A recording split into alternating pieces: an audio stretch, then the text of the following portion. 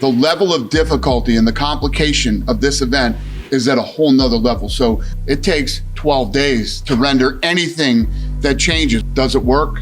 Is it great? Is it awesome? Does it suck? Does it, we don't know. We won't know until it's over. If anyone falls out during fight week or anything like that, then there's nothing they can do. They physically cannot replace it's them. actually impossible. So for people that just somehow might not know, we've been told how long it takes to render a new piece of footage, or let's say like render a new piece of promotional what do you mean material. by footage? Why is that the case? What are they showing that they cannot deal with a fighter falling out? Yeah, so essentially on the short end, it's 7 days. Yeah. But what they've done is they tried to make this more like a cinematic experience. So it's kind of like telling a story all throughout, and there's 6 90-second short films is what they're calling it. Each one of those takes 12 days. And then they also have the show opener. That takes 12 days. And then you have all the little graphics that they've shot of them on green screen where it's just them in the background that they'll put on there. Those are taking days to render. Tail of the tape, mate, that's 1 terabyte. Do you know? Like, you just to get that up on the screen. So, but, obviously, if the main event falls out, that'll be disastrous. It usually is anyway. But, you assume based on how many they said they're running, anyone in like the top 3 fights or 4 fights, they just won't have video. And what they're going to do, just sit there in the sphere with nothing on the screen. So, like, they'll probably pull the whole fight, right? They can't swap someone in and out. There's not enough time. There's a director for the broadcast, yeah, and there's a director purely for the graphics and everything going on inside the sphere, right? So there's like 2 separate productions going on at once. So there's like a crazy amount of moving pieces to this whole thing. The point is, like, if anything goes wrong, anything, like if Merab misses weight and can't make the fight, which we've seen before. If somebody has a violation, a doping violation, gets pulled from the card, it's not like Anderson Silva jumping in for John Jones at UFC 200 and they have enough stars anyway to be fine. They will have to do something. They might have a contingency plan in mind, but it will severely draw back the presentation. If they lose any fight on here, Tom and I were talking about this, they'll probably just have to, not replace it. Yeah. It's a 5-6 fight main card, something like that. So just take one off and just move on without it. It's a pretty crazy set of circumstances. Because it is such a big deal and there's so much going into this, there must be so much pressure on you as a fighter, especially Sean and Merab. It's like, if they're injured, I don't feel like you could just pull out.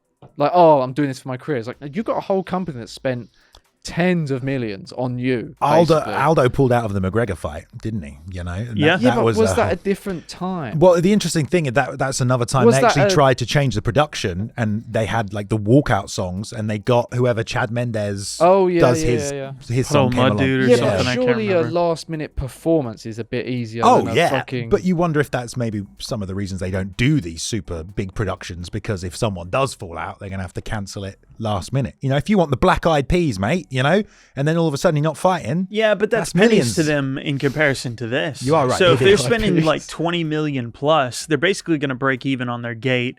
If they, I don't even know if they'll break even now with the ticket prices cratering the way they have. But, it would be one of the largest live gates they've ever had, and it'll basically just break even. The difference there is, let's find an artist who's willing to set up an acoustic guitar for an event. No problem. Stay on a stage. Put some lights on them. Yeah. Easy. It is easy. This is like, again, 12 days of rendering time. You can't really do this on a normal basis. No. How many cards have fallen apart? UFC 151 literally got canceled when Dan Henderson tried not to pull out in 13 days before it. So it was right around this time that he pulled out. There's literally nothing they can do about that. They were scrambling for 300 as well, and 300 was just another event, really, wasn't it? So it's like there's not anything extra special going on there. So it's just, it's. I think they're very nervous because this has gone from the biggest combat sports event ever. It's going to be amazing. It's going to blow your dick off, and now it's like Dana's like, it might be brilliant, it might be good, it might be shit, it might not work. And then he's like, all I know is I saw you two at the Sphere. So it's kind of like slightly changing his tone close to the event, but I think he's probably just anxious that he wants everything. Like, we're not going to get any intense face-offs or any, jumping up out their seats at the press conference. Dana's going to be shutting it down. He's going to be like, everyone stay safe, behave, don't runnings at the fucking hotel. extra cushion chairs. Yeah. You know, cushions underneath the chairs in case it's a The chairs DC get incident hurt, and he falls. You talked about them not being able to do it again. I mean, Craig Bossari, he was talking about how they're up at 3 a.m., they're up at 1 a.m., like the whole team is, because the way they have to coordinate with the Sphere when they can do their test runs and stuff. So imagine asking the staff to do do that on a regular basis. How Like, often do you think the UFC are rehearsing their shows? Like running through the card like it's a play, you know? So it's pretty...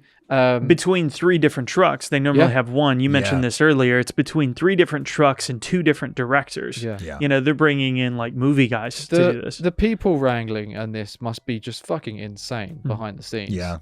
Like it's no wonder it's probably a one-off thing, because like everyone working on it is probably stressed the fuck out. Well, that's they want it to again go perfect. what Craig said. He said it was waking up in the middle of the night, just trying to think of scenarios they haven't thought of yet. And that just sounds like to me the most stressed person ever when you're trying to predict what's going to go wrong. Like nothing's going wrong yet, but things might go wrong. So let's predict.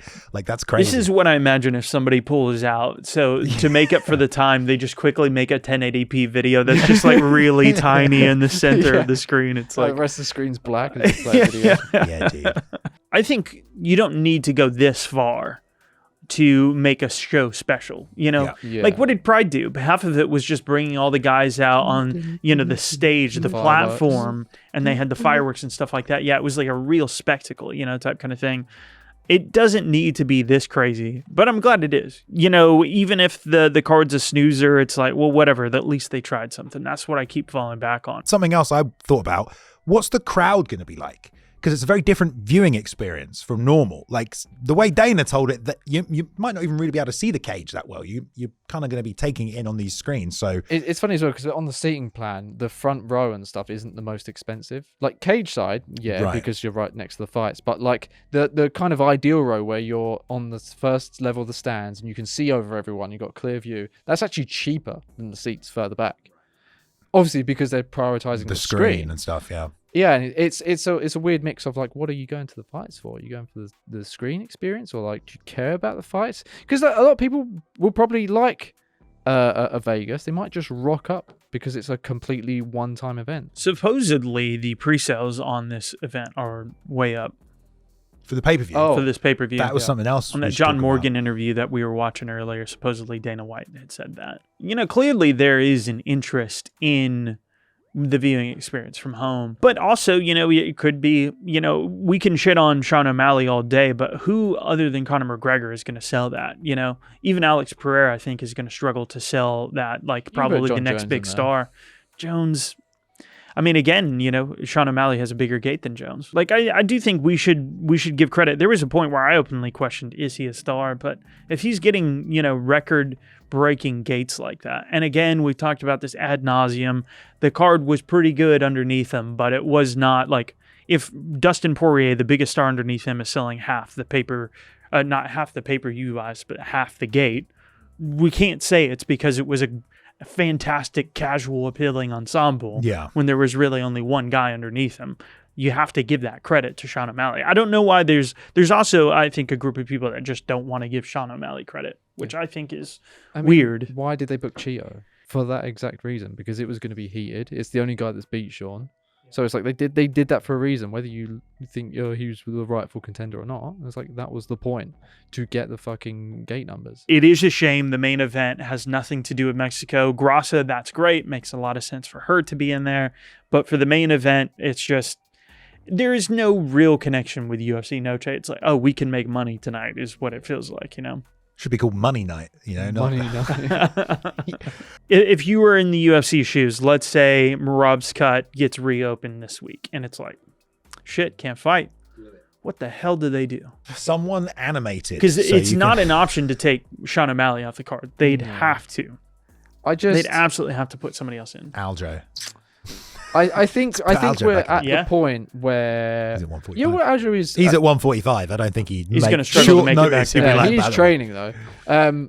I think we're at the point where I think that's fine. I think he's had enough time to heal. But if it were to somehow some freak thing in sparring and he accidentally headbutts someone or something, yeah, it's fucked. I guess you just then have your Mexican star that's on the card go up to the main event, and that be it. Is there a Mexican bantamweight that could just jump to the main event and fight Sean? Like, yeah, that's what I'm freaking trying to Joe figure out. Soto style. That's what we do. We have Edgar Danigo. Chairez, bump him up to bantamweight, get him in. Raul for the title. Raul Rosas Jr.